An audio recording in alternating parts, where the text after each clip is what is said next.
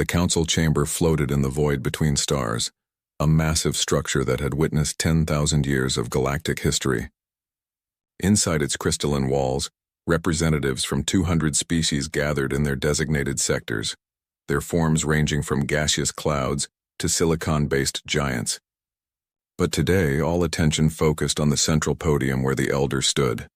The elders were three beings, each representing a civilization so ancient that their origins had become mythology. They rarely spoke in council sessions anymore, preferring to let the younger races govern themselves. But today was different. Today they had called an emergency session. Commander Kelthera of the Zephix Empire shifted impatiently in her hovering seat. Her scaled skin gleamed under the chamber's soft lights, and her 4 eyes tracked every movement with predatory precision. At only 40 cycles old, she was the youngest fleet commander in Zephix history, a position she had earned through aggressive tactics and unwavering confidence. She found these council meetings tedious, especially when the elders insisted on discussing ancient history. The eldest of the 3 elders, a being of pure energy contained within a humanoid force field, raised what served as its hand. The chamber fell silent immediately. "We gather today to discuss a matter of utmost importance." The elder's voice resonated directly in every being's mind, bypassing the need for translation. Sector 281, known locally as the Sol system, has shown unusual energy signatures.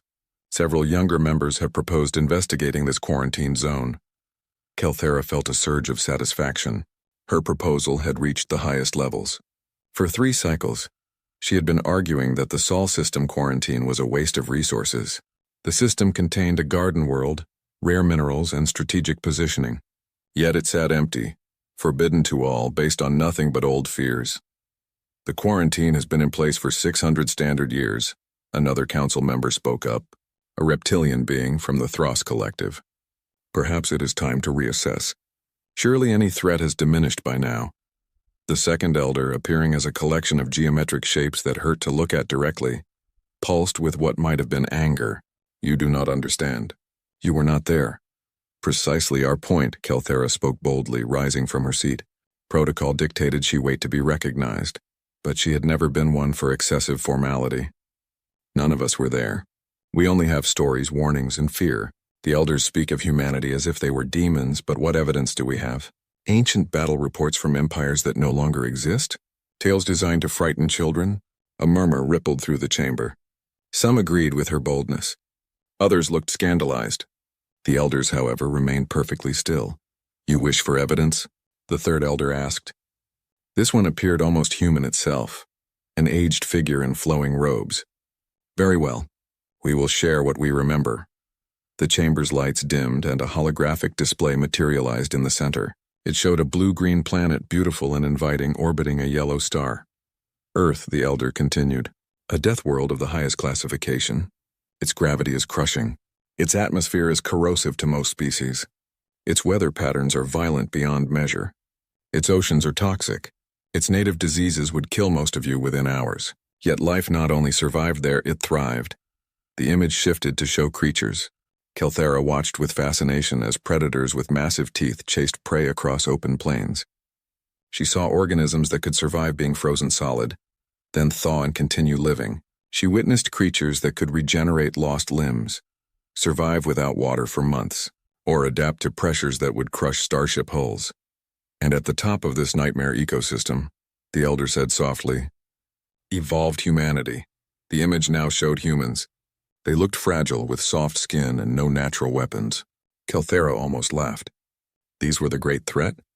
"They appear weak," the elder said, as if reading her thoughts. "This is their greatest deception. Humans are endurance predators. They can run for days without stopping. They heal from injuries that would kill most species. They can survive in temperatures that would freeze or boil others. They can eat almost anything organic. And most terrifying of all, they can adapt." The image shifted again, showing human history. Kelthera watched as these supposedly primitive beings went from throwing rocks to splitting atoms in a few thousand years. She saw them survive plagues, wars, and disasters that should have rendered them extinct. 600 years ago, we made contact," the first elder resumed. "It was meant to be peaceful. We sent ambassadors, scientists, and diplomats. We offered them a place in the galactic community. What happened? Someone asked from the back of the chamber. They asked questions, the elder replied. Thousands of questions. About our technology, our governments, our military capabilities, our weaknesses. We thought them merely curious. We underestimated their intelligence. The hologram now showed a meeting between humans and various alien species. Kelthera could see the humans watching everything, recording everything, analyzing everything. Then came the incident. The geometric elder interjected. A trade dispute with the Krell Dominion escalated. The Krell, believing humans to be primitive and weak, attacked a human colony ship. They killed 5,000 humans, mostly civilians, children. The chamber grew colder. Even Kelthera felt a chill. The human response was immediate, the elder continued. They declared war, not just on the Krell, but on the 3 empires that supported the Krell's actions. We thought it suicide. We tried to mediate. They refused. The hologram showed space battles. Kelthera leaned forward, studying the tactics. Human ships were smaller, fewer in number, but they moved with terrifying coordination. They didn't fight honorably or follow expected patterns. They used asteroids as weapons, turned space debris into shrapnel clouds, and employed nuclear weapons in ways that defied conventional warfare. The humans had studied us, the robed elder explained. In just 2 years of contact, they had analyzed our military doctrine, identified our weaknesses, and developed counters for our every advantage. They fought with a ferocity we had never witnessed.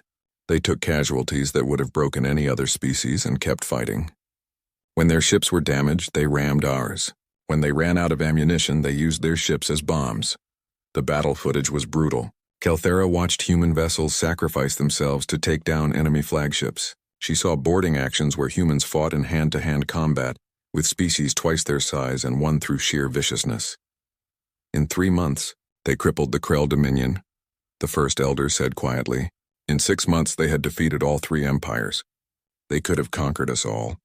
They had the momentum, the rage, and the capability. What stopped them? Kelthera asked, genuinely curious now. They stopped themselves, the elder replied. Their own leaders called for peace. They said they had made their point, proven that humanity could not be pushed around. They proposed a treaty.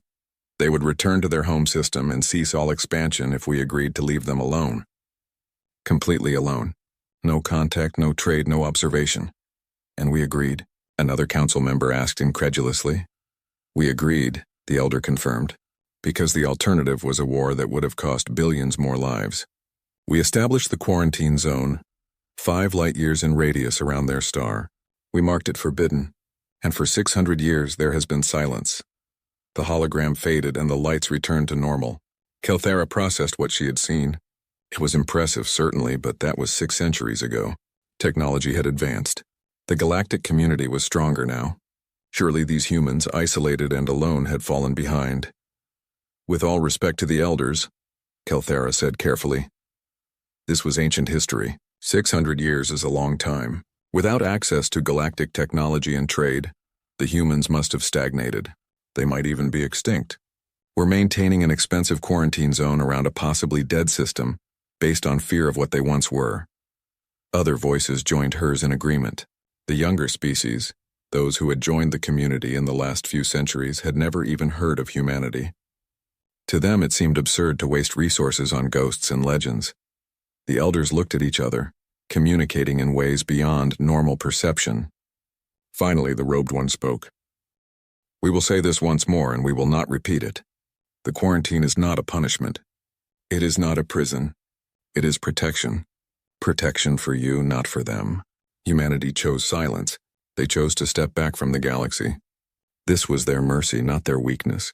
If you breach the quarantine, if you wake them from their chosen isolation, you will force them to make a different choice. And what choice would that be? Kelthera challenged.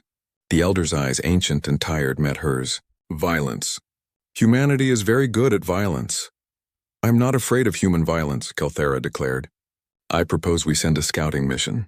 A small fleet, nothing threatening. We will observe from a distance, determine if humans still exist, and assess their technological level. If they prove harmless or extinct, we can open the sector for colonization. If they prove dangerous, we can respond with overwhelming force. We have 200 species in this community. They have one world. The debate raged for hours. The elders argued against it. The older species urged caution. But the younger races, emboldened by Kelthera's confidence and frustrated by what they saw as excessive fear, voted in favor.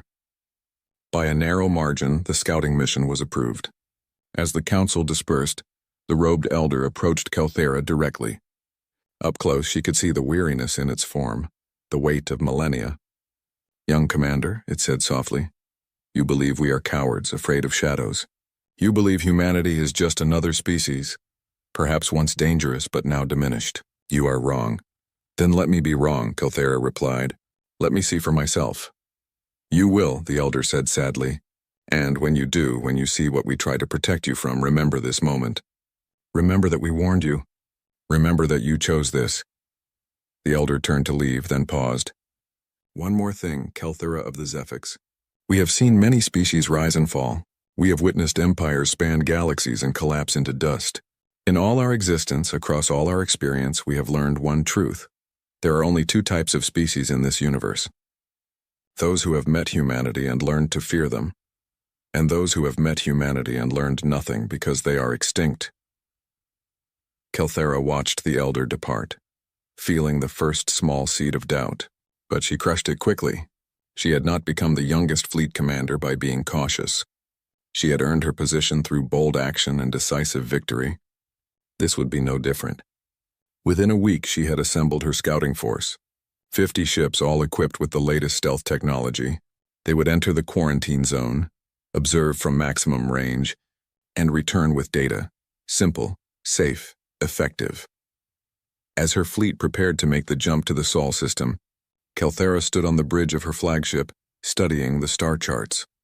The Sol system didn't look special. One average star, a handful of planets, nothing remarkable. "Commander," her sensor officer called out. "We're detecting old automated warning beacons at the quarantine boundary. They're repeating the same message in 200 languages." "Play it," Kelthera ordered. The message was simple, just text scrolling across her screen in Zephyx script. "Quarantine zone, do not enter, this is your only warning." Kelthera smiled. "Noted. Proceed with the mission." Her fleet pierced the invisible boundary and entered the quarantine zone. Behind them, the ancient warning beacons continued their lonely vigil, repeating their message to the empty void. They had been broadcasting for 600 years, and in all that time, no one had been foolish enough to ignore them. Until now, the elders watching from their observation post felt the breach immediately. The robed one closed its eyes and whispered a prayer in a language dead for eons. "They chose silence," it said to its companions. "Now we have forced them to choose violence. May forgiveness find us, for we have failed once more to protect the young from their own arrogance." In the Sol system, deep beneath the surface of Earth, in command centers that had waited centuries for this exact moment, alarms began to sound. Humanity, sleeping giant of the galaxy, opened its eyes and looked toward the stars once more. The long silence was over.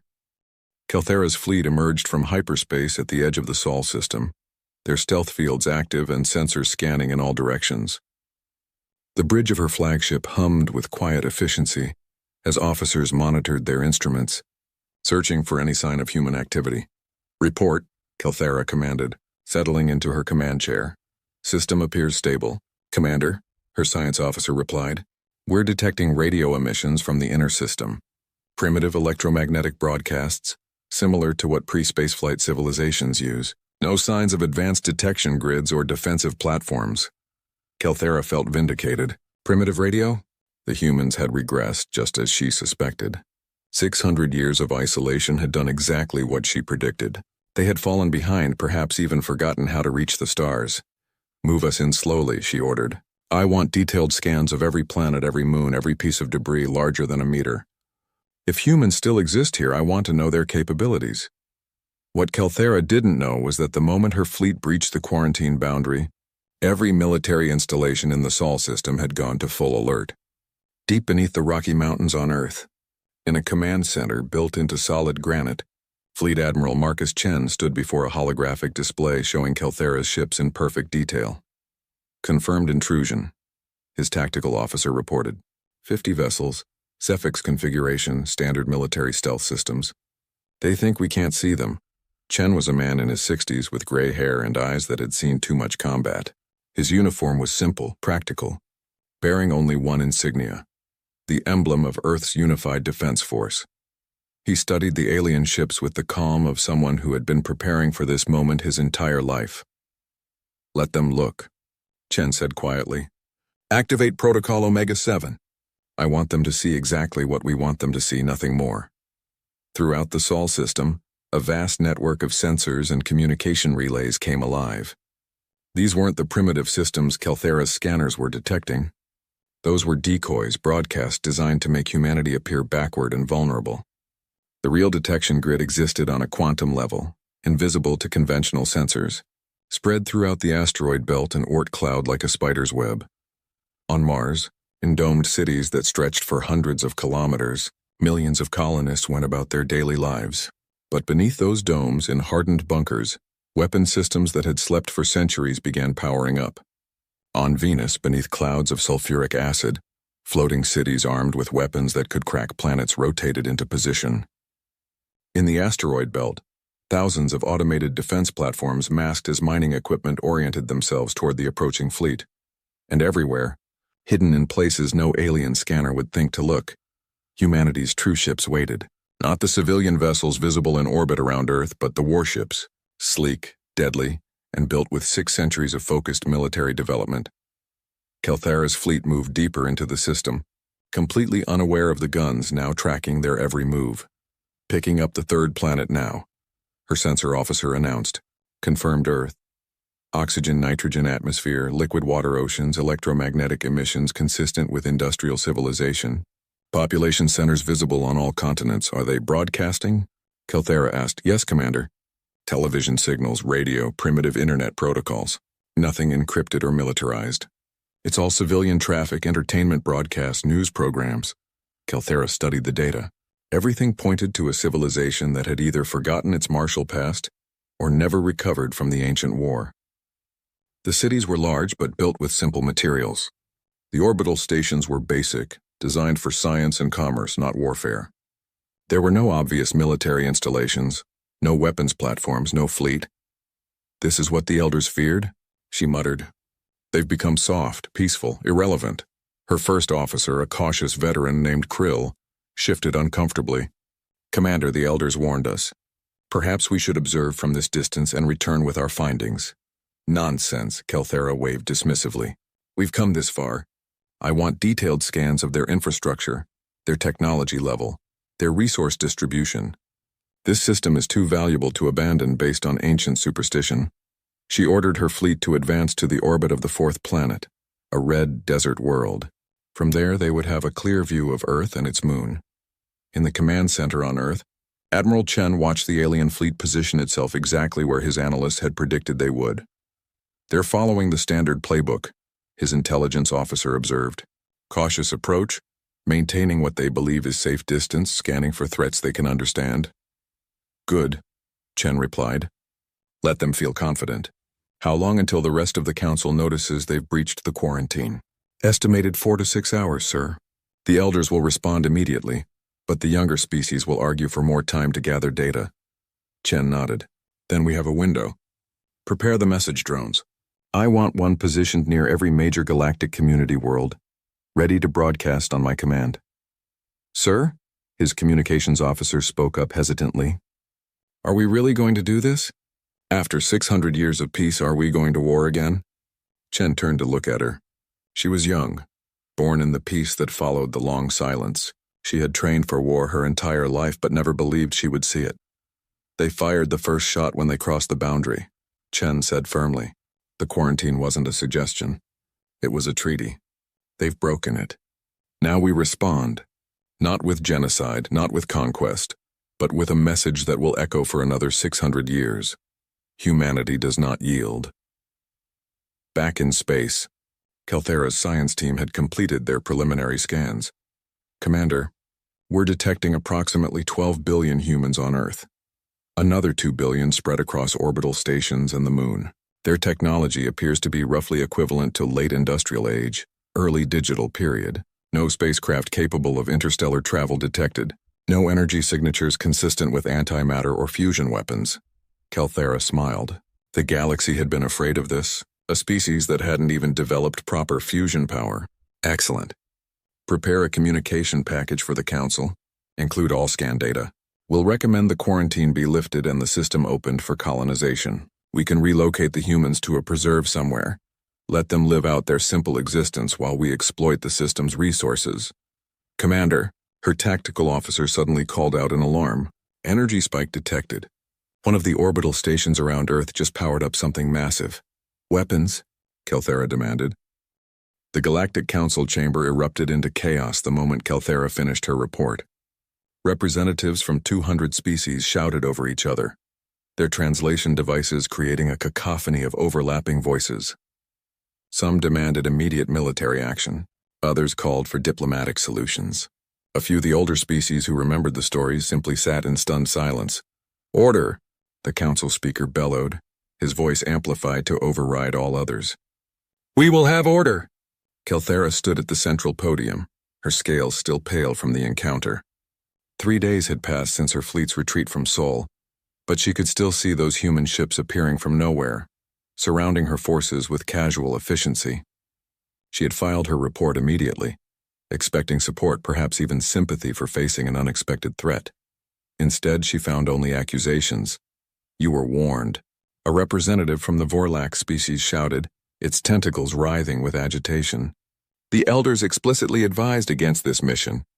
"The Elders are cowards living in the past," a younger species countered. Commander Kelthera discovered exactly what we suspected. Humanity has advanced weapons, yes, but they're contained in one system. We have thousands of systems, millions of ships. If they're hostile, we should eliminate the threat now before they expand. The 3 elders sat in their elevated section, observing but not participating. The robed one caught Kelthera's eye, and she saw something in its expression that chilled her more than the human weapons had. Pity. The debate raged for hours. Finally, a consensus emerged, though not the one Kelthera expected. The Zephix Empire, humiliated by the loss of a ship and the retreat of their youngest commander, demanded satisfaction. 3 other empires, eager to prove their strength and concerned about humanity's unexpected capabilities, agreed to join them. "We propose a response fleet," the Zephix ambassador declared. 500 ships representing 4 empires. "We will enter the Sol system in force, demonstrate our overwhelming superiority and force the humans to surrender. They will be relocated to a suitable world where they can live under observation. The Sol system will be opened for colonization, as it should have been centuries ago." "This is madness," one of the older species protested. "You're proposing war based on pride and greed." "We're proposing a police action," the ambassador corrected smoothly. "Humanity destroyed one of our ships unprovoked. They threatened galactic stability by hiding weapons of such magnitude. We have a responsibility to the younger species who look to us for protection." The vote was called. Despite the elders' opposition, despite protest from those who remembered, the motion passed. The response fleet would be assembled within 2 weeks. Kelthera was given a choice: face court-martial for the mission's failure, or redeem herself by leading a portion of the response fleet. She chose redemption. Her pride demanded it. In the Sol system, Admiral Chen received the news through humanity's intelligence network. Spies embedded within the galactic community for generations had sent detailed information about fleet composition, departure times, and tactical plans. Chen stood in his command center studying the data with his senior staff. 500 ships, his tactical officer stated. 4 Empire fleets, standard mixed combat groups. They plan to enter the system in force, establish orbital superiority over Earth, and demand surrender. "They're not trying to exterminate us," Chen observed. "They want to capture and relocate us." "How thoughtful." "Sir, even with our preparations, 500 ships is a significant force. We have numerical superiority in system, but they're bringing heavy capital ships, dreadnoughts that outmass anything we've built." Chen smiled, but there was no humor in it. "They're bringing ships designed to fight the wars they understand. Linear engagements, mass formations, overwhelming firepower concentrated in big targets. They haven't learned." "Learned what, sir?" "That we don't fight fair." Chen activated the holographic display showing the entire Sol system. "For 600 years we've been preparing for this. We didn't just build ships. We weaponized everything. Every asteroid, every moon, every piece of space debris. We've turned our entire system into a fortress, and they're about to walk right into it." He turned to his staff. "Activate Operation Prometheus. All phases, full authorization. It's time to show them what 6 centuries of focused human ingenuity looks like. Throughout the Sol system, orders flashed through quantum communication networks.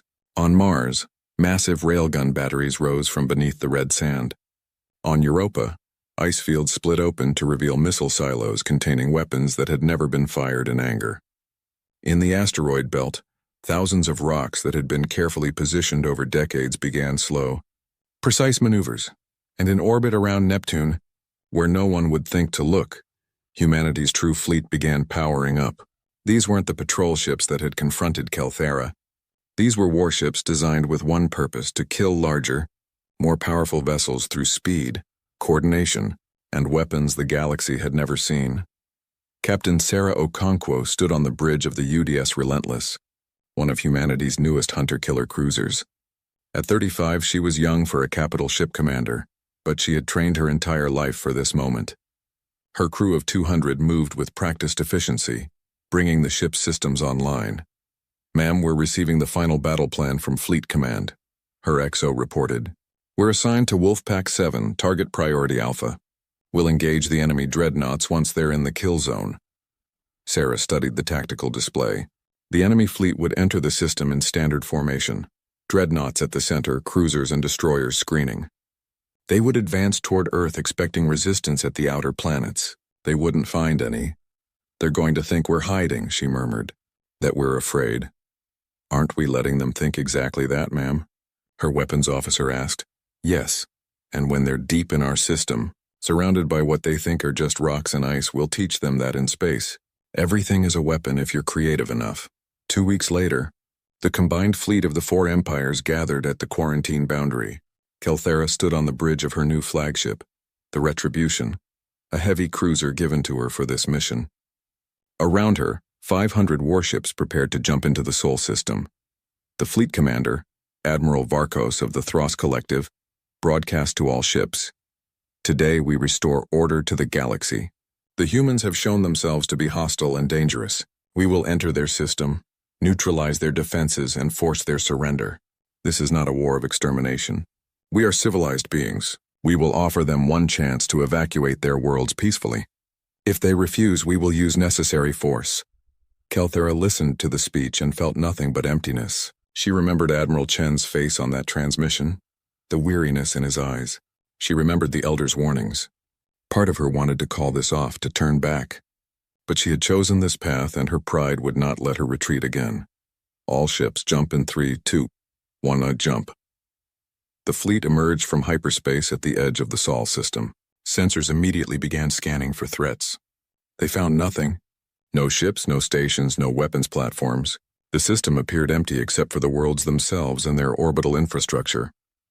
"Advance to the 4th planet," Admiral Varkos ordered. "Maintain formation. Shields up, weapons ready." The massive fleet began moving inward, dreadnoughts at the center like ancient wet Navy battleships, smaller vessels forming protective screens. It was an impressive sight. 500 warships representing the might of 4 empires, advancing in perfect formation. In his command center, Admiral Chen watched them come. "They're following the predicted path exactly," his tactical officer reported. "They'll pass through the asteroid belt in 40 minutes. Good. Give them 30 minutes to get comfortable. Then introduce them to the asteroids." The alien fleet advanced steadily, confidence growing with each passing minute. They were deep in the system now, past Jupiter, approaching the asteroid belt. Still no resistance. Maybe the humans had fled? Maybe they had decided surrender was preferable to annihilation? Then the asteroids moved, multiple contacts. The sensor officer on Kelthera's ship suddenly screamed. "The asteroids they're moving. Impossible velocity changes." The first wave hit the fleet like a shotgun blast. Hundreds of asteroids, some as large as buildings, others the size of cars, all accelerated to impossible velocities by mass drivers hidden throughout the belt. They struck the fleet's formation with devastating effect.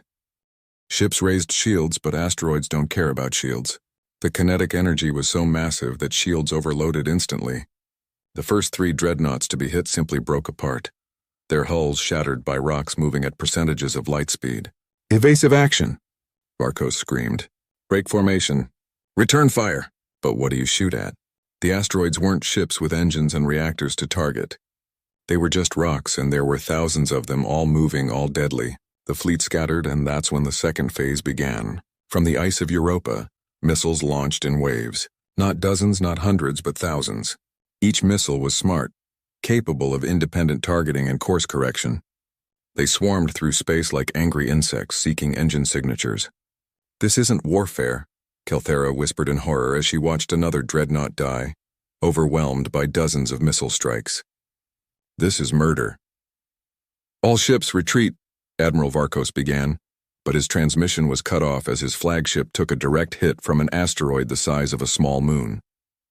The mighty vessel simply ceased to exist in a flash of nuclear fire, and then the human ships appeared.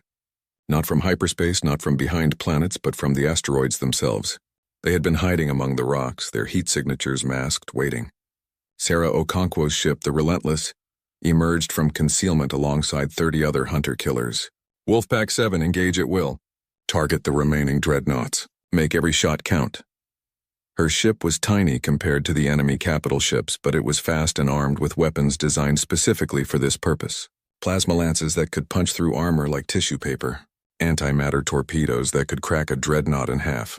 And most devastating of all, quantum disruption warheads that could make enemy shields simply stop working. The human ships moved like predators, working in perfect coordination. 3 would engage a dreadnought, stripping its shields with concentrated fire, while a 4th would deliver the killing blow. Then they would disappear back into the chaos, reposition, and strike again. The battle became a massacre. The alien fleet, designed for traditional warfare, couldn't adapt to this three-dimensional nightmare where every piece of debris might be a weapon and every empty space might hide a ship. They tried to retreat, but human vessels had sealed the escape routes, herding them deeper into the kill zone. Kelthera's ship shook from impact after impact. Her shields were failing, her weapons mostly offline. Around her, the fleet was dying. "This is Commander Kelthera to all ships," she broadcast on all frequencies. "Cease fire! Cease fire! We surrender." The barrage stopped instantly. The human ships held their positions but stopped shooting. In the eerie silence that followed, Admiral Chen's voice came over the communication channel. "You have 30 minutes to evacuate your damaged ships and transfer survivors to your most intact vessels. You will then retreat beyond the quarantine boundary and never return. Any ship that deviates from this order will be destroyed. Any ship that returns to this system will be destroyed. Are we clear, Commander Kelthera?"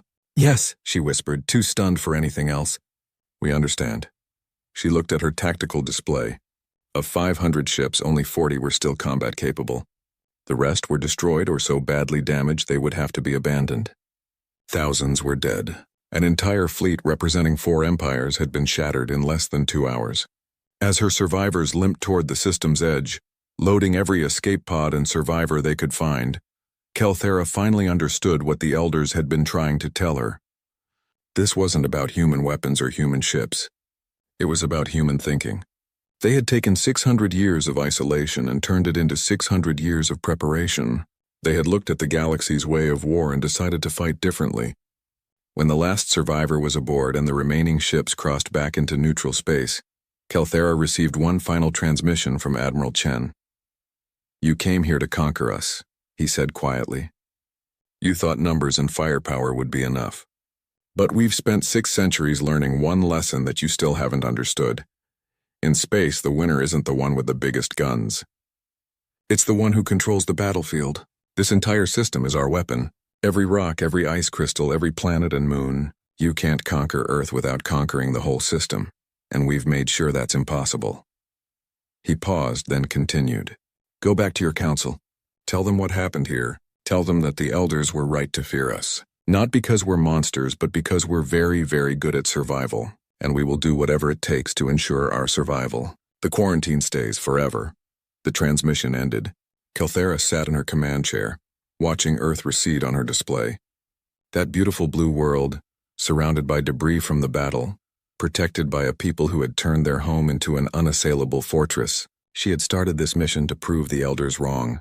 Instead, she had proven them absolutely right. And now she had to go home and explain how the combined might of 4 empires had been shattered by one species that just wanted to be left alone. The Galactic Council chamber had never been so tense. Representatives from every member species packed the viewing galleries, and the air itself seemed to vibrate with barely contained emotion. At the center podium, Commander Kelthera stood alone, her scales darker than they had been before the battle, her 4 eyes downcast. She had just finished presenting her report. Every detail of the massacre, every tactical failure, every life lost. The holographic recording showed it all. The asteroids coming alive, the missiles swarming like living creatures, the human ships appearing from nowhere to deliver death with surgical precision. For a long moment, no one spoke. Then the chamber erupted. "This is an act of war," the Zephyx ambassador roared, his voice cutting through the chaos. "They destroyed an entire fleet. Thousands dead. This aggression cannot stand." Aggression? The robed elder finally stood, and his voice carried a weight that silenced the chamber instantly. "You sent 500 warships into their home system to force their surrender. They defended themselves. That is not aggression. That is survival. They had hidden weapons," another representative argued. "Weapons of mass destruction. Technologies we didn't know existed." "Because you never asked," the elder replied coldly. "You never wondered what they were doing during 600 years of silence. You assumed they were sleeping. They were not sleeping. They were preparing for exactly this scenario. Then they're too dangerous to be left free," the Thros ambassador declared. "If one system can destroy a fleet of 500 ships, imagine what they could do if they expanded. We must act now with overwhelming force." More voices joined the call for war. The representatives of the 4 empires that had lost ships demanded vengeance. Younger species, frightened by humanity's display of power, argued for preemptive action. The chamber descended into chaos once more. Admiral Chen watched the council session from Earth, the transmission arriving through humanity's spy network with only a few minutes' delay. Around him, his staff monitored the galactic situation with growing concern. "Sir, we're detecting military buildup in 17 systems," his intelligence officer reported. "They're assembling another fleet. Preliminary estimates suggest 5,000 ships this time." Chen had expected this. Show weakness and you invite attack. Show too much strength and you become a threat that must be eliminated. Humanity had walked a careful line for 6 centuries, but now the line had broken. "How long until they can launch?" he asked. 3 months minimum. "They're pulling ships from border patrols, mothball fleets everywhere. It's the largest military mobilization in galactic history." Chen nodded slowly. 3 months. Not enough time to negotiate. Not enough time for cooler heads to prevail. The galaxy was committed to war now, driven by fear and pride in equal measure. "Then we proceed to Phase 2, he said quietly. "Operation Prometheus was always just the beginning." "Sir?" his second-in-command said carefully. "Phase 2 means going on the offensive. Are we really prepared to take that step?" Chen turned to face him. 600 years ago, we could have conquered half the galaxy. We chose peace instead. We chose isolation. We gave them every chance to leave us alone. They refused. Now we have no choice but to show them what we're capable of when we stop holding back." He activated the holographic display, showing the entire galactic arm. "We're not going to wait for them to bring 5,000 ships to our doorstep. We're going to take the fight to them. And we're going to do it in a way that makes it clear. Humanity is not a threat to be eliminated. We're a force to be respected. How, sir? By being everywhere at once. By showing them that their territory is just as vulnerable as ours. By making them understand that if they want war, we'll give them a war they can't win and can't afford to fight." Chen began issuing orders. Humanity's true fleet, the one that had been building in the outer reaches of the Sol system for generations, began moving. Thousands of ships, small and fast and deadly, equipped with experimental jump drives that could take them anywhere in the galaxy, with minimal preparation time. But ships weren't the only thing humanity had been developing. For 600 years, human agents had infiltrated the galactic community. Some were deep-cover operatives who had been living as aliens for decades, using biosynthetic disguises and extensive training. Others were sympathizers among alien species who had grown disillusioned with the Council's corruption. Now, all of them activated. In the Zephyx capital, a human agent accessed the military's central computer network and released a virus. Not a destructive one, but an informational one. Suddenly, every screen in the Empire displayed the same thing. Detailed records of Council corruption. Proof that the Zephyx leadership had been embezzling funds meant for colony development. Evidence of treaties violated and promises broken. In the Thros system, Automated probes humanity had planted decades ago began broadcasting. They revealed secret weapons testing facilities, illegal experiments on subject species, and plans to eventually subjugate younger races. Across the galaxy, humanity's information warfare campaign struck with devastating precision, not at military targets but at legitimacy. Every empire that had called for war found its dirty secrets exposed to its own people. Trust in leadership began to crumble, and then the human ships arrived. Sarah Okonkwo's vessel, the Relentless, emerged from hyperspace in the outer system of a Zephix military shipyard. With her were 20 other hunter-killer ships all running silent, all practically invisible to standard sensors. Target acquired, her tactical officer reported. Shipyard complex, approximately 40 ships under construction. Security fleet of 12 destroyers. Remember the mission? Sarah said calmly. We're not here to destroy the shipyard. We're here to demonstrate that we could if we wanted to. Her ships moved in, using the system's debris field as cover. They penetrated to within weapons range of the shipyard without being detected. Then, instead of firing, they transmitted. Every screen in the shipyard complex suddenly showed a human face. Sarah herself broadcasting from her ship. This is Captain Okonkwo of Earth's Unified Defense Force. As you can see, we are currently within your defensive perimeter, undetected and in a position to destroy this facility. We will not do so. We are not here to kill your workers or destroy your infrastructure. We are here to deliver a message. She paused, letting that sink in. Throughout the shipyard, alarms were sounding, but it was too late. The human ships had already demonstrated their point. Your leaders have called for war with humanity. They claim we are a threat that must be eliminated. We want you to understand what that war would look like. We can reach any system, any installation, any target in your empire. We can strike and vanish before you can respond. We have spent 600 years learning every weakness of every species in the galactic community. If you force us to use that knowledge, the cost will be catastrophic. Another pause. Sarah could see the security fleet scrambling to intercept, but her ships were already preparing to jump away. We don't want war. We never wanted war. We just want to be left alone. But if you insist on trying to conquer us, exterminate us, or relocate us, we will defend ourselves. And our defense will be so overwhelming, so devastating, that your grandchildren will still be rebuilding what you destroyed by starting this conflict. She looked directly into the camera, her expression hard. Go home to your families. Talk to your leaders. Tell them that the humans were here, that we could have killed you all and we chose not to. Tell them that mercy is not weakness, and tell them that if they send another fleet to Sol, we will not be so merciful next time.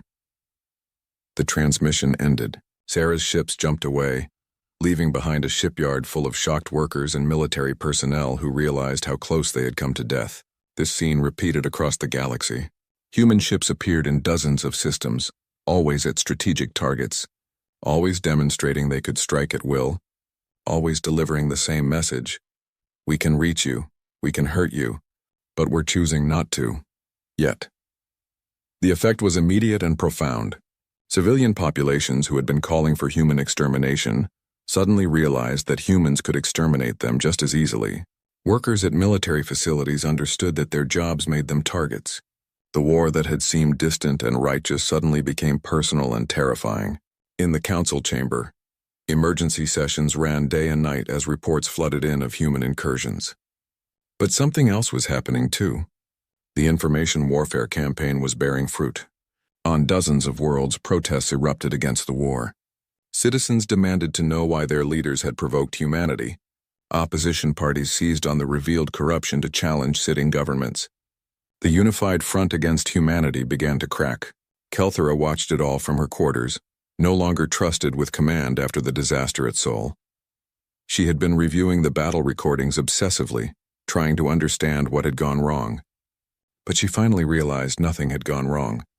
Everything had gone exactly as the humans planned. They had let her scout the system and return safely to deliver her report. They had known that report would provoke a larger response.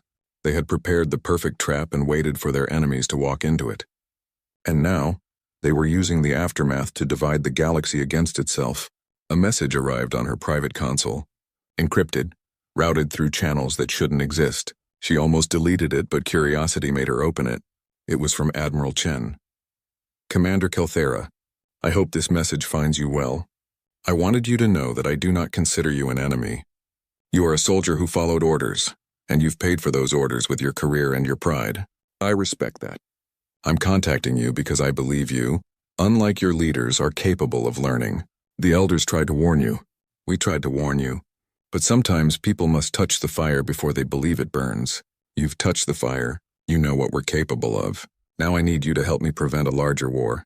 Not because I'm afraid we'll lose, but because I'm afraid of what we'll have to become to win. The galaxy is gathering 5,000 ships to attack us. If they come, we will destroy them, but we won't stop there.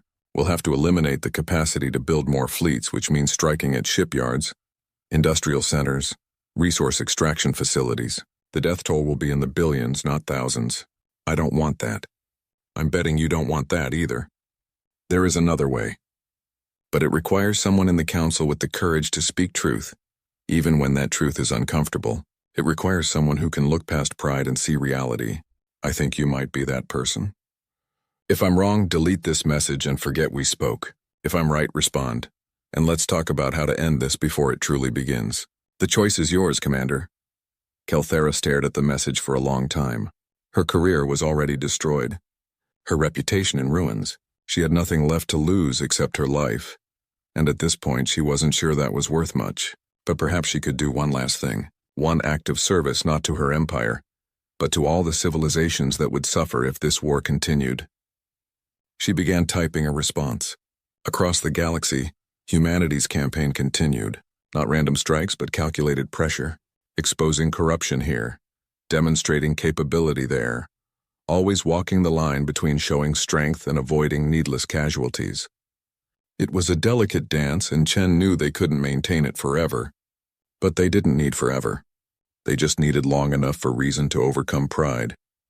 Long enough for the people of the galaxy to question why they were going to war. Long enough for leaders to realize that conquering humanity would cost more than any possible benefit. In the council chamber, the elders watched everything unfold. The robed one turned to its companions. They are being gentle, it observed. They could have struck much harder. They remember what they were, the geometric elder replied. And they fear becoming that again. But if the council forces their hand, then the galaxy will learn why we sealed away humanity 600 years ago, the first elder finished. Not to protect the humans from us, but to protect everyone from what humans become when they stop holding back. The three ancient beings sat in silence, watching the younger races stumble toward a decision that would define the next era of galactic history. They had done all they could. They had warned. They had advised. They had tried to prevent this. Now they could only watch and hope that someone, somewhere, would finally listen before it was too late. The council chamber was quieter than it had been in weeks. The initial fury had burned itself out, replaced by something more dangerous: calculation. Representatives sat in their designated sections, but the unified front that had existed after the fleet's destruction had fractured into a dozen competing interests. Kelthera stood at the central podium once more, but this time she was not there to report a failure. She was there to speak a truth that no one wanted to hear. I have been communicating with the human Admiral Chen, she began, her voice steady despite the gasps and angry mutters. Before you accuse me of treason, know that these communications were authorized by the elders themselves. She gestured to the three ancient beings who nodded in confirmation. The chamber quieted, confusion replacing anger. I have learned things about humanity that our intelligence failed to grasp, things that will determine whether we survive the next year with our civilizations intact. She activated the holographic display, showing data humanity had provided through her communications. With Chen, the chamber fell completely, silent as they absorbed what they were seeing. Humanity has been preparing for galactic war for 600 years, Kelthera continued, but not in the way we thought. Look at these numbers. Their industrial capacity, their ship construction capabilities, their resource extraction from the Oort Cloud and Kuiper Belt. They can build ships faster than we can destroy them. Much faster. More data appeared. Representatives leaned forward, studying the figures with growing horror. The fleet we lost at Sol? The ships that demonstrated humanity could reach any of our systems. Those were not their main military forces. Those were scouts, skirmishers, testing groups. Their actual war fleet has been building in the dark spaces between planets, in the outer reaches where no sensors can detect them. She pulled up another image, A shipyard, massive beyond comprehension, built into an asteroid the size of a moon, and another, and another. Dozens of them, all hidden in the Sol system's vast outer reaches. They have been building for 6 centuries. They have over 15,000 warships ready to deploy, with production facilities that can replace losses faster than we can inflict them. And these are not the large, slow dreadnoughts we favor. These are fast attack ships, designed for the kind of warfare we witnessed. Hit and run, strike from nowhere, disappear before we can respond. The chamber erupted again, but this time with fear rather than anger. But here is the most important thing I learned, Kelthera said, raising her voice. They don't want to use any of this. Admiral Chen made that very clear. Humanity has the capability to wage war across the entire galaxy simultaneously. They could strike at every major world and every empire within a single day. They could cripple our infrastructure, destroy our shipyards, eliminate our military capacity before we could mount a coordinated defense. She paused, letting that sink in. But they haven't. Every incursion they've made, every demonstration of power, has been carefully calculated to minimize casualties while maximizing impact. They've exposed our corruption not to humiliate us, but to give our own people a reason to question this war. They've demonstrated their reach not to terrorize us, but to make us understand what we're facing. Kelthera looked around the chamber, meeting the eyes of representatives who had called for human extermination. Admiral Chen asked me a question during our talks. He asked, "What do you think we were doing for 600 years? Did you think we were sleeping? Regressing? Forgetting?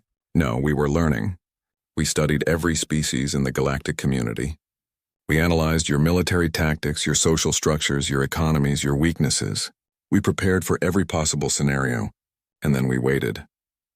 She pulled up the final piece of data Chen had provided, a map of the galaxy with thousands of markers, each one a human intelligence asset, a planted probe, a sleeper agent, a strategic position. This is what they've been doing. They've been everywhere, watching everything, preparing for the day someone would break the quarantine. They knew it would happen eventually. They knew we would come, and they were ready. The Zephix ambassador stood abruptly. "Then we have no choice.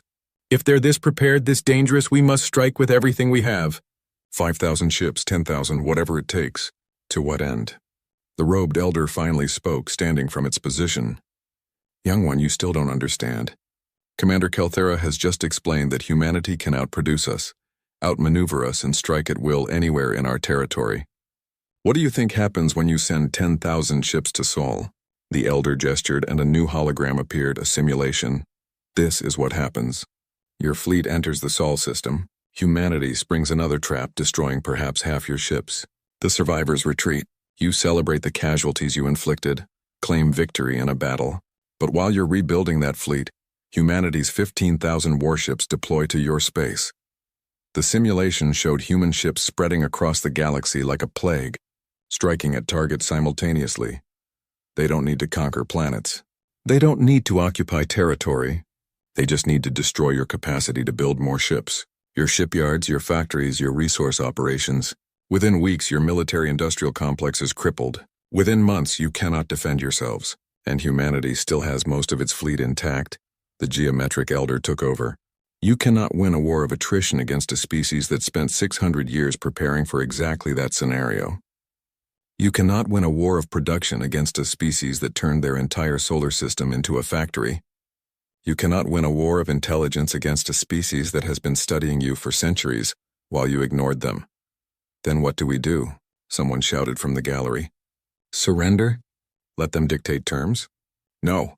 Admiral Chen's voice suddenly filled the chamber. Every screen activated simultaneously, showing his face. "You do what you should have done from the beginning. You leave us alone." The chamber exploded in outrage at the intrusion, but Chen continued speaking, his voice cutting through the noise. "I hacked into your council systems to deliver this message personally, because I want there to be no misunderstanding, no misinterpretation. Humanity does not want your territory. We don't want your resources. We don't want to rule over other species or build an empire. We want exactly what we wanted 600 years ago, to be left alone." He gestured and the view shifted to show Earth from orbit, beautiful and blue. "This is our home. This system is our home. We have no desire to expand beyond it. We've had 600 years to build colony ships to spread to the stars to claim territory. We didn't. Do you know why? Silence. Because we learned our lesson from the first contact war.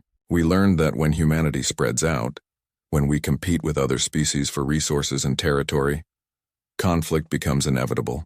And when we fight to win, no matter the cost. We didn't like what we became during that war.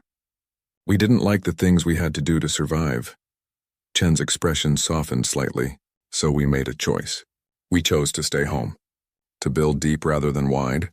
To turn our solar system into a paradise rather than conquering others. We've spent 6 centuries creating a civilization we're proud of, and we will defend it with everything we have. But we have no interest in threatening anyone who doesn't threaten us first. He leaned forward, his eyes intense. Here's what I'm proposing. A new treaty. The quarantine remains, but with modifications. We will maintain our isolation, but we will establish a single diplomatic station at the boundary. Any species that wishes to trade with us, learn from us, or simply communicate with us may do so there. Peacefully, respectfully. And if we refuse? The Zephyr's ambassador demanded. Then you send your 5,000 ships, Chen replied flatly. We destroy them. You send 10,000 ships. We destroy them too, and then we eliminate your ability to build more.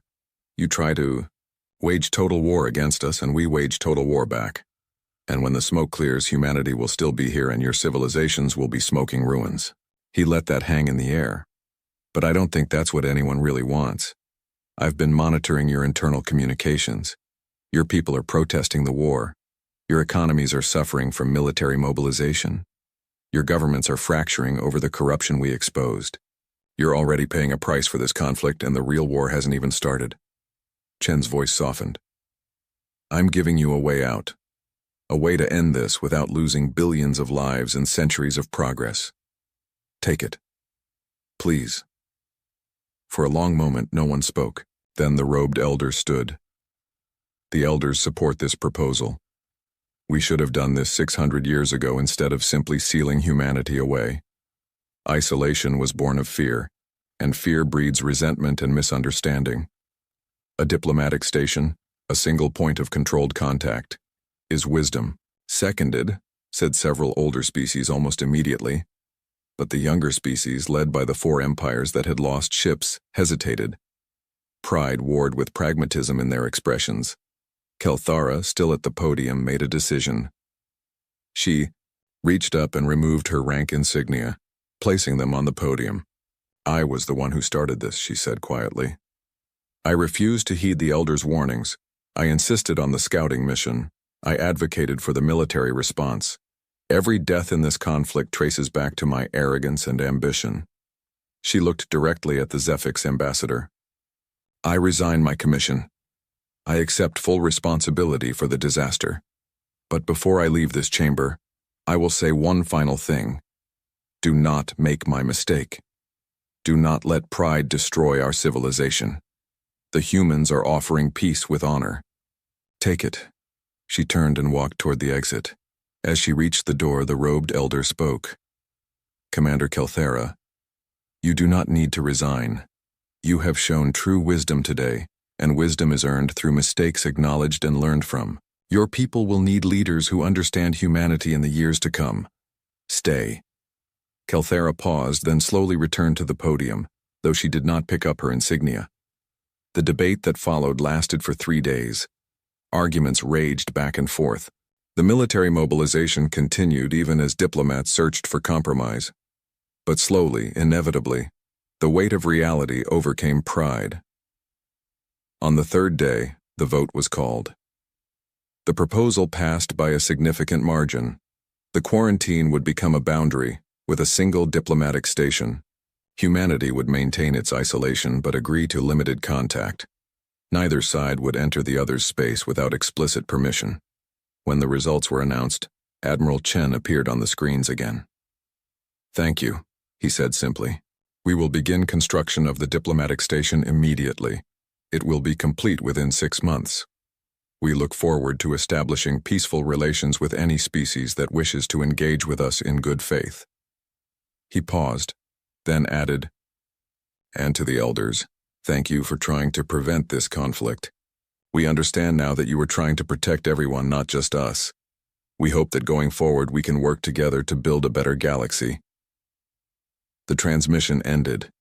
The council chamber slowly emptied as representatives returned to their homeworlds to explain to their people why they had chosen peace over war. Kelthera found herself approached by the robed elder as she prepared to leave. You did well today, it said. You learned the lesson we hoped you would learn, though I wish you could have learned it without so much pain. Why didn't you just tell us? Kelthera asked. Why all the cryptic warnings and vague fears? If you had explained everything from the start, would you have listened? The elder interrupted gently. Or would you have thought us paranoid and overcautious, as you did anyway? Some lessons cannot be taught, young one. They must be experienced. Kelthera nodded slowly, understanding. What happens now? Now we begin the hard work of building trust where there was only fear. Humanity will emerge from isolation gradually. They will share some of their knowledge, though not all of it. They will trade, though carefully. And over time, perhaps in a few centuries, they will truly join the galactic community as equals, rather than as prisoners or threats. Will it work? The elder smiled, an expression that looked strange on its ancient face. That depends on whether both sides can remember this lesson. Humanity must remember that they chose peace not because they were weak, but because they were strong enough to choose it. And we must remember that some species are best approached with respect rather than demands. The elder turned to leave, then paused. One more thing, Kelthera. You asked earlier what humanity was doing for 600 years. Now you know. But do you know what we elders were doing during that time? No, Kelthera admitted. Waiting, the elder said softly. Waiting for a species like humanity to emerge, one that could challenge the old order, force change upon a galaxy grown stagnant. We have been shepherds for too long. The younger races need to learn to walk on their own. Humanity, for all their danger, may be exactly what the galaxy needs. With that, the elder departed, leaving Kelthera alone with her thoughts. 6 months later, the diplomatic station opened. It was a marvel of combined technology, human efficiency married to alien aesthetics. Representatives from dozens of species arrived to establish trade relationships, cultural exchanges, and research partnerships. Captain Sarah Okonkwo was assigned as the military liaison for the station. On her first day, she found herself face-to-face with Kelthera, who had been assigned as the Zephix representative. The two officers regarded each other carefully, each remembering the battle at Sol where they had been enemies. I destroyed 3 of your ships, Sarah said quietly. Killed hundreds of your people. And I invaded your home, Kelthera replied. Forced you to defend yourselves with lethal force. They stood in awkward silence for a moment. Then Kelthera extended her hand in the human gesture of greeting she had learned. Perhaps we can do better this time. Sarah took her hand, shaking it firmly. Perhaps we can. Years passed. The diplomatic station grew, adding research facilities and cultural centers. Human technology began spreading through the galaxy, carefully controlled but eagerly sought. Alien art, philosophy, and science flowed into the Sol system, enriching human culture. Admiral Chen, now elderly and preparing to retire, stood on the observation deck of the station, looking out at the stars. The robed elder materialized beside him, as it occasionally did for these conversations. Any regrets? The elder asked. Thousands, Chen admitted. I wish we could have avoided the bloodshed. I wish Kelthera hadn't needed to learn her lesson the hard way. I wish the galaxy had simply accepted the elder's wisdom. But I'm glad it ended as it did. Better a small war now than a large one later. And I think perhaps we're building something good here. Something that might last, the elder nodded. The galaxy is changing. In another century, species that never met humanity will join the community. They will grow up knowing humans as partners, not threats. The memory of this conflict will fade into history, becoming just another story about the foolishness of pride. Is that good or bad? Chen asked.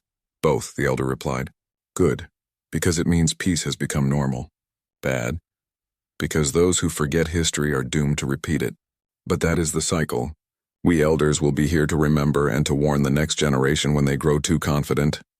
Chen smiled. and humanity will be here in our system, maintaining our boundaries and our preparedness, just in case someone else refuses to acknowledge the warnings. Exactly, the elder said. You have become what we hoped for. A balance. Strong enough to defend yourselves, wise enough to choose peace when possible. The galaxy needs species like yours. They stood in comfortable silence, watching as ships from a dozen different species docked at the station. Humans and aliens working together, trading not just goods but ideas, art, and dreams. Down in the station's main concourse, Kelthera walked with a group of young diplomats on a tour. They were new arrivals, species that had joined the community after the conflict, and they listened with wide eyes as she told the story. So you actually invaded Earth? One of them asked, awestruck. The Sol system, Kelthera corrected. We never reached Earth itself.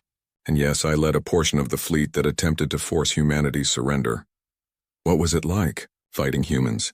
Kelthera paused at a viewing window, looking out at the stars. In the distance, she could just make out the yellow glow of Sol, humanity's sun. Terrifying, she said honestly. Not because they were cruel or monstrous, but because they were so prepared. Every move we made, they had anticipated. Every tactic we tried, they had countered. It was like fighting an opponent who had studied us for years while we barely knew they existed. Do you hate them? Another diplomat asked. For defeating you? No, Kelthera said, surprising herself with how true it was. I respect them. They could have annihilated our fleet completely. They could have pursued us and destroyed our shipyards, our colonies, our homeworlds. They had the capability, but they chose to let us retreat. They chose mercy when they could have chosen vengeance. She turned to face the young diplomats. That's the lesson I learned.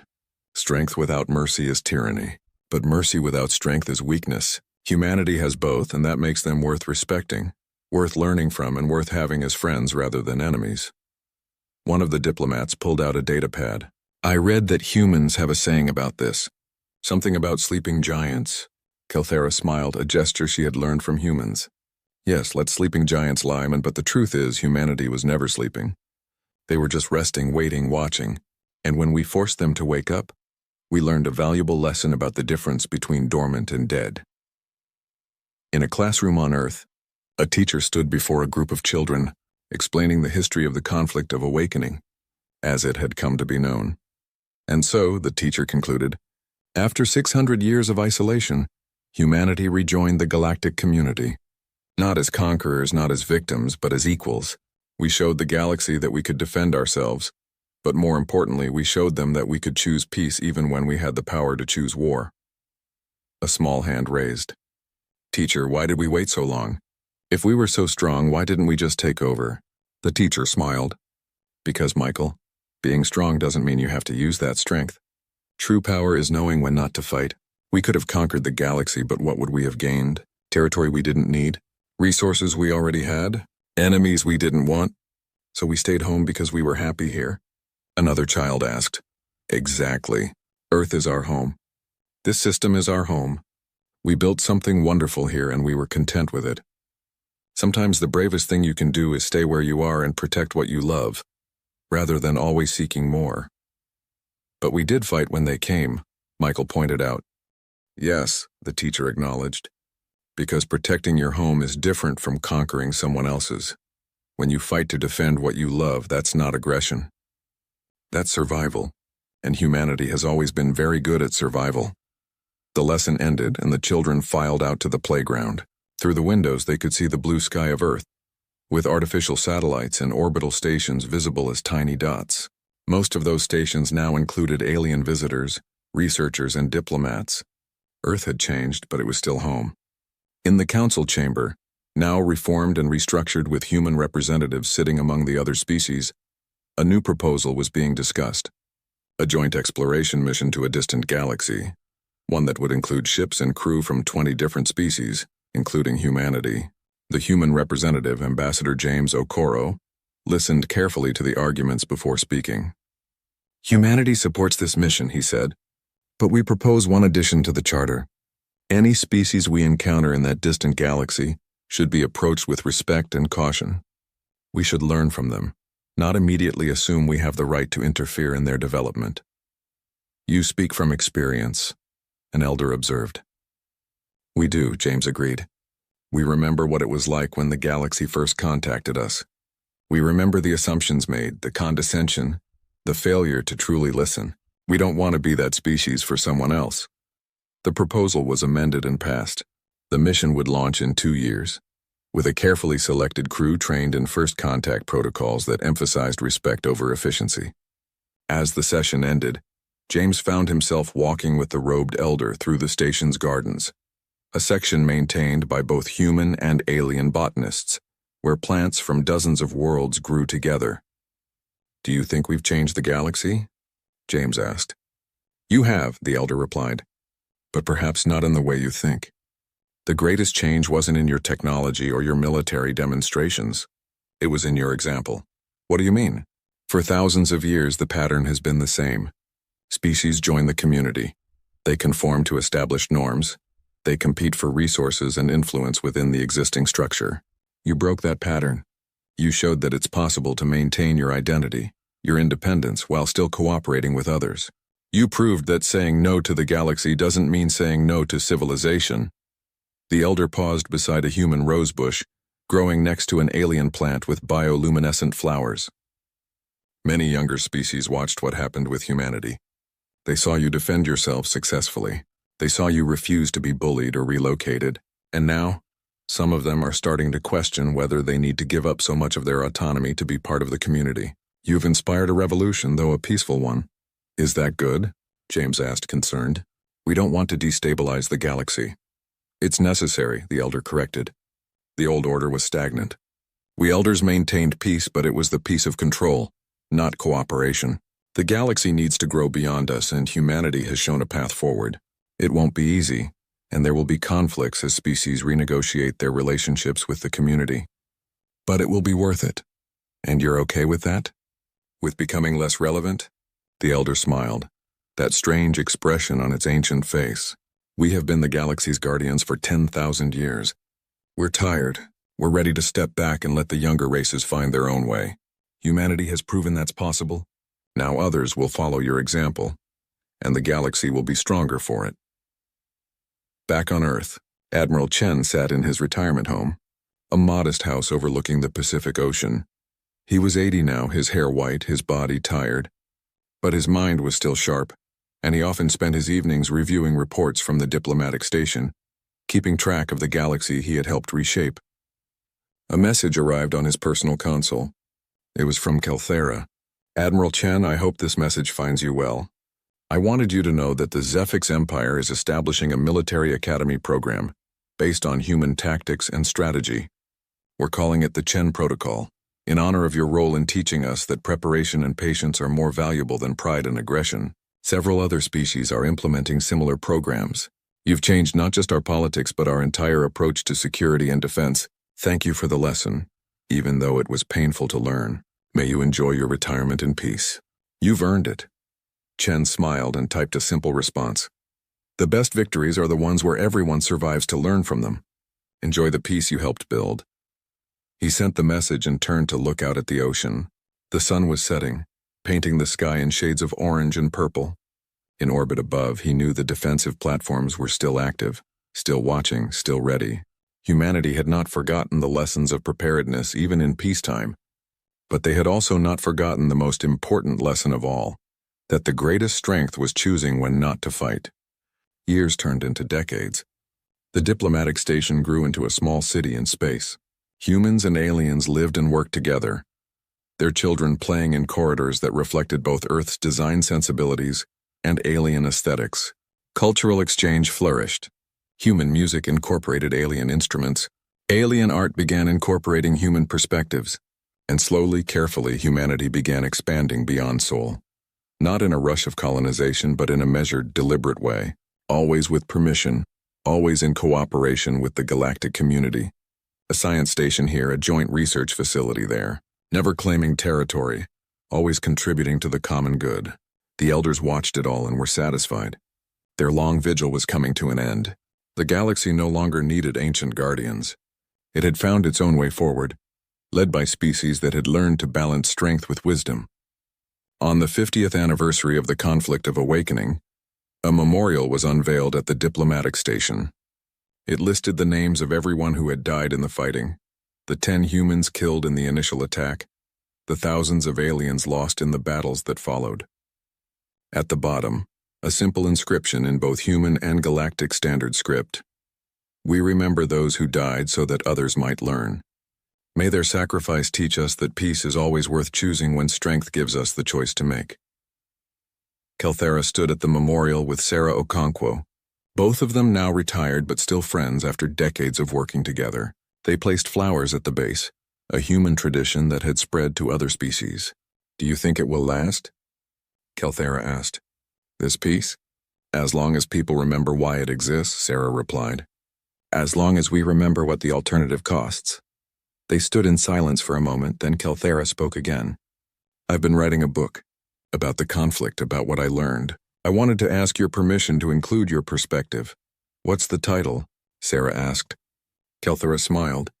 The Elders warned, a history of humanity's awakening and the galaxy that learned to listen. Sarah laughed. It's a bit long but accurate. Yes, you have my permission. Tell the story, all of it. The mistakes, the fear, the pride, and the eventual wisdom. Maybe it will help the next generation avoid repeating our errors. That's what I hope, Kelthera agreed. They left the memorial together.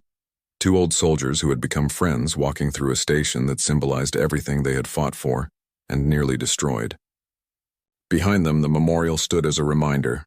War is easy to start and hard to end, but peace, while difficult to build, is always worth the effort. In the Sol system, Earth continued its eternal rotation.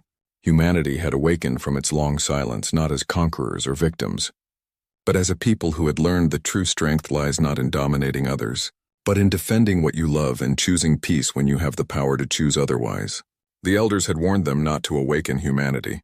Someone had refused to acknowledge those warnings, and the galaxy had learned a lesson it would not soon forget. Some sleeping giants are better left undisturbed, but if you must wake them, hope that they are wise enough to show mercy when they could have shown wrath. The story of humanity's awakening became legend, passed down through generations, and whenever young species grew arrogant, whenever leaders contemplated aggression, someone would always tell the tale of Earth, the death world that chose silence, and the galaxy that learned too late to respect that choice. But they learned, and that made all the difference.